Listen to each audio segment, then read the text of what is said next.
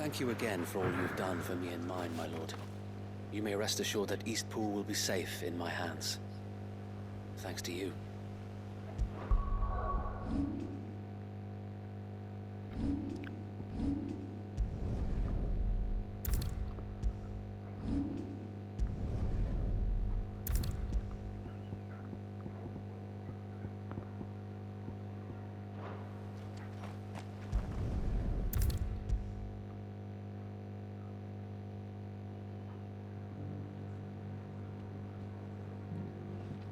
The hero returns. It's lucky you came by when you did, eh? Not only did my seeds get delivered, but you went and saved Eastpool and all. I just did what I could. And it's only right that you get rewarded for it. Take it There before you I go. change my mind. Thank you, Martha. So, Eastpool's finally back on its feet again. And a home to free bearers. Who'd have thought we'd see the day, eh? Well, it was your idea. I know that, but I never stopped to think what it would mean. Bearers in charge of themselves, thinking for themselves, working for themselves. Like your hideaway, but not even hidden away. Though I suppose the rest ain't much different nowadays. You know, bearers living free like that reminds me of when I first met Sid. Loath as I am to recall that particular day. I take it you didn't always see eye to eye. What happened? Well, if you really want to know, I started doing what I do long before I met Sid. In fact, that's how I met him.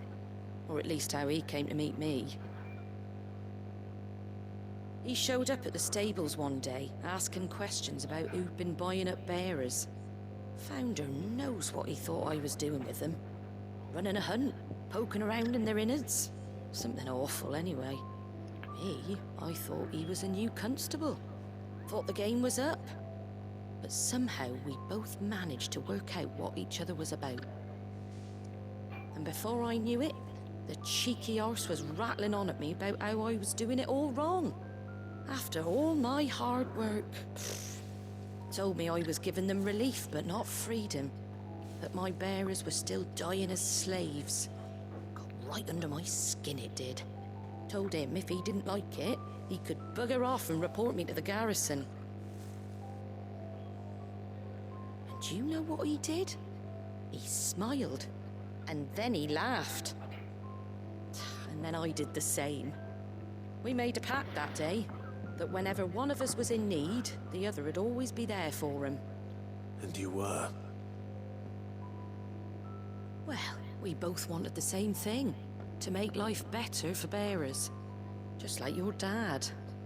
Do you know I was born right around the time Elwyn became Archduke? Growing up, I saw how he tried to change things. He certainly didn't lack for ambition, that one. Indeed.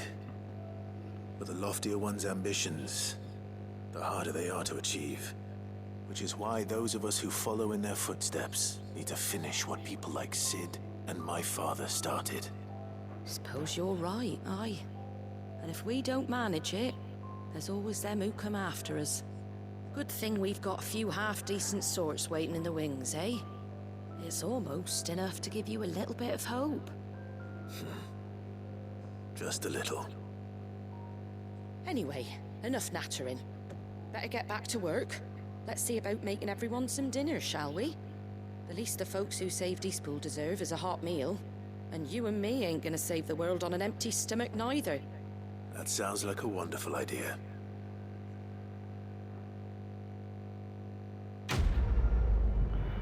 Quest complete.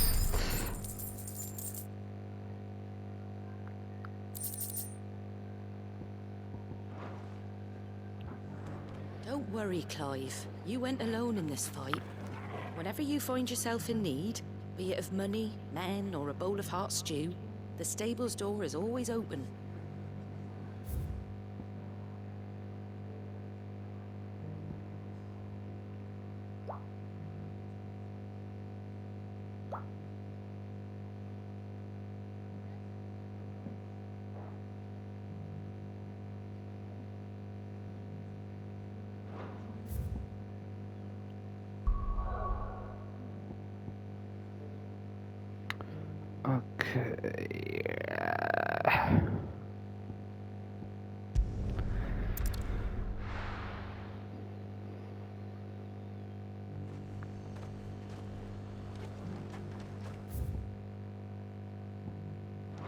Nothing like a little unrest.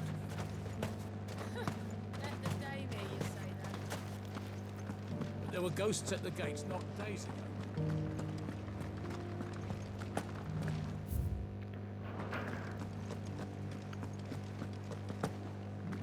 Those things I said before about not being able to fight. Oh, Clive. What am I to do? My wards and I may soon be without a home. What's happened? The High Cardinal has descended from his lofty throne and taken up residence here in Northreach. The High Cardinal. Leader of the Council of Elders, second only to his Radiance at the head of the Imperial government. Not that any of those things still exist. Now he goes by his noble title, the Duke of Oriflamme. And what does he want with Northreach? He wants to transform it into a military stronghold, a foundation upon which to build a new Sambrek. He's already secured the support of the various army remnants, with promises that they shall be afforded the respect they deserve in his empire. One built on the confiscated property of the people. He would rob the populace to pay for it. Believe me, I have used every means of persuasion to discourage him from this folly. But for whatever reason, he will not listen to me. What does Captain Philippe make of this? When the town was under attack, it was him the soldiers rallied around. Couldn't he use that influence again? How? By speaking out against one of the most powerful men in Sambrek. A man whose stated aim is to revive the empire Philippe's comrades swore to serve, and to improve the soldiers' lot within it. The captain can offer them a regular supply of gruel, and an occasional trip to the Vale to help them forget the terrors they face each day. The Duke offers them a vision of strength and safety. No. Any attempt to incite mutiny would cost Philippe the support of his men. If it did not cost him his life. But given the mood around town, mutiny may yet be unavoidable. The people have little appetite for further deprivation. Least of all when it serves only to elevate others. And who could blame them? Clive, would you appeal to the Duke on my behalf? For your services to Northreach, you have the respect of the soldiers, and they will take you to His Eminence if you ask them. And unlike Philippe, no bonds of loyalty prevent you from speaking your mind to the man. Well, will you try? You could hardly fare any worse than I did. I'll see what I can do. Thank you, Clive. Tell me then, where will I find this Duke of Oriflamme? In the garrison? Overseeing the troops, yes. All right. Wish me luck. Under new management. The fact that the soldiers trust you may well carry some weight with the Duke. He needs their support after all. I only hope that you can make him see sense before he tears the town apart.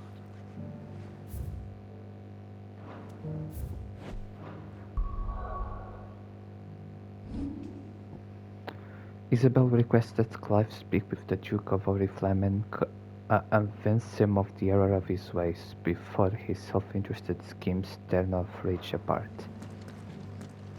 I may have met this Duke before, at the Remembrance ceremony. Let's hope I didn't make a strong impression.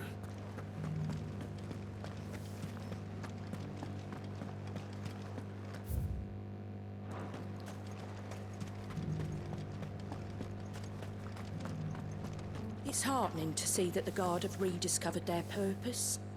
I just hope they don't do anything stupid. We've lost enough people to those things.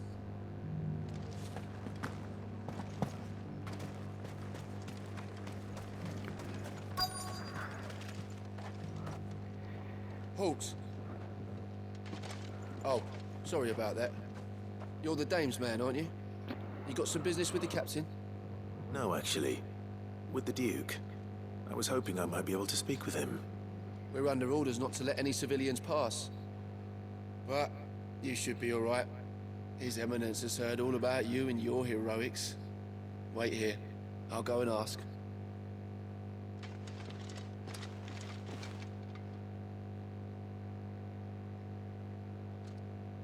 So, you are the sellsword who lent his aid to the garrison. The Empire owes you a debt, and I shall see it repaid. But tell me, is it wealth that you seek, or favor? Neither, Your Eminence. I thought only to inquire about your plan to turn Northreach into a stronghold. Ah, I see. You are worried the expanded garrison will render your services redundant. Yet you needn't be. A proud fighting man like yourself shall always have a place here. Pride of place, in fact. For too long has the contribution of the noble soldier been under-reckoned. But no more. For it is they who shall see the Holy Empire rebuilt, beginning right here in Northreach. Why here, Your Eminence? The town has been fortunate enough to escape largely unscathed from the recent troubles. Her defenses are sound, and her garrison well prepared. Which is more than can be said for Oriflamme or Twinside. The Empire wants for a capital, and I believe Northreach to be the perfect place. With Caer Norvent as her citadel. Once we have seen to the refortification of both the town and the castle, we need only build a wall around both to create a city that would be the envy of the twins. Plans are already underway for the construction. Soon enough, these thralls shall learn that they are no match for the might of Sanbreque. I fear you underestimate how dangerous these creatures are, Your Eminence. Should they return in force, you will need all the people of Northreach to come together in defense of the town. Something they may be loath to do if they've been deprived of their worldly goods. The people will do as their leaders command. If Sanbreque is to be rebuilt, she will require a functioning government. One whose authority is beyond question. That is why this levy is necessary. So that any man who wishes to join the army might do so and be fed, outfitted, and paid as befits a defender of the Empire. And yet there are those who persist in peddling the treasonous lie that I seek to steal from the people and drive them from their homes. I suspect they're afraid of losing what little they have left. Precisely. The common folk have little and less, and you mean to deprive them of even that. You would sow the seeds of your new empire in your own salted earth. Sabine, we have discussed this. Yes, and I told you then how putting the empire before her citizens would lead only to revolt. Without an empire, there are no citizens. And in yours, there will be only beggars. Is that what Griga wills for her people? Do not take her name in vain, Sabine. I'll come back later. A citizen's revolt. I wonder what the people really think of the Duke's plan. It wouldn't hurt to ask them, I suppose. Let's begin with those on the other side of the wall. Brukną już tam dziewięć lat.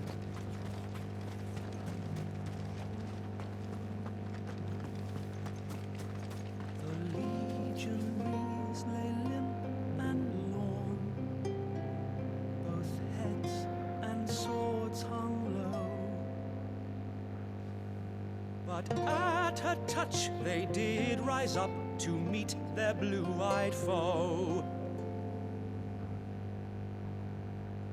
Okay. You needn't fret. The creatures there were ghosts at the gates not days ago. Right there. What is it you're after, sir? Just your opinion, actually. I wondered what you thought of the Duke of Oriflamme. Oh, him. Not much. None of us traders do. It's thanks to nobles like him that we had to set up shop this side of the wall in the first place. Couldn't have the rabble getting any closer to the holy capital, could they? And now he's trying to drive us out completely, threatening to take everything we got from us if we don't clear off. If the dame said she wanted him run out of town, I'd be straight through that checkpoint, tar bucket in hand. The Duke might have soldiers at his beck and call. Us common folk follow the dame, and no one else.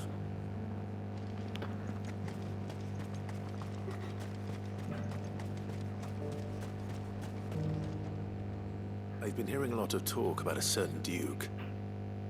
Nothing good, I'll wager. Going around acting like he owns the place. And with hardly a word to the dame. This is her town, not his. I take it you'd rather she was in charge. As far as I'm concerned, she still is. Just need his eminence to sod off back to Oriflamme. The dame actually cares about this town, unlike the Duke. He's only interested in picking our pockets to line his own.